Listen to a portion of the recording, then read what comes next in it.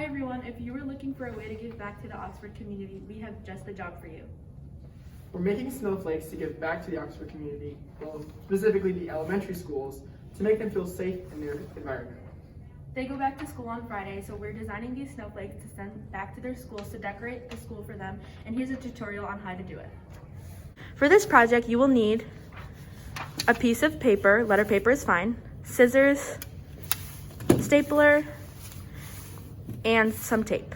So with your paper, you're gonna take it from one corner and fold it up to get this triangle with a little remaining sliver of paper.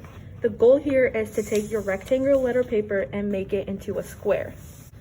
Then take your scissors and cut the excess part of where your fold is, just like that. And then unfold your paper and you should have a square. So take your piece of paper and fold it back into a triangle, and this is where you're gonna need your scissors. So you're gonna take your scissors and cut slits into your folded paper about 3 or 4 times pertaining to the length of your paper. So you're gonna go ahead and make slits and make sure not to cut all the way. Just cut until the 2 slits almost meet, but not quite.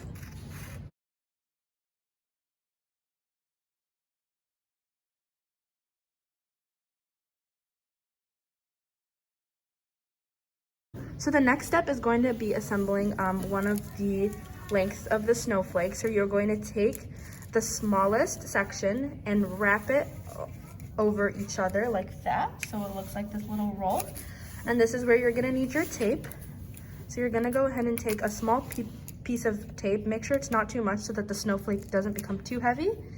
And it's gonna look like this. So after this, you can take your next layer and flip your snowflake over and do the same thing, but on the other side, so you kind of get like a 3D effect.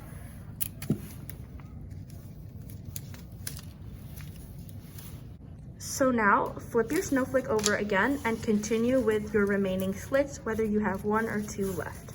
So as your final product, you should have a little wing that looks like this, and you are going to need about 6 of these to complete your entire snowflake. Now that you have all the wings of your snowflakes, you're going to gently pull them all together so that the ends are touching in the center. And it should look something like this. So now when you have all the wings together like this, you can use either a stapler or tape and just take them all and staple them together.